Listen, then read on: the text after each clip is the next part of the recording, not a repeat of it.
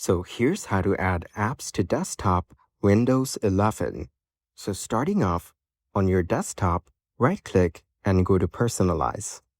Now, go to the left panel and click on Themes. After that, you need to go to the right side and click on Desktop Icon Settings, which is under Related Settings. Here, click on Control Panel. And then, you need to click on Apply.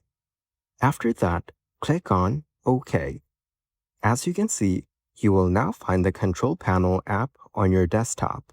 You can also follow the same steps in order to put other apps on your desktop. This way, all the important apps will be available right when you start the PC. And this gives you the ability to customize your desktop according to your preference.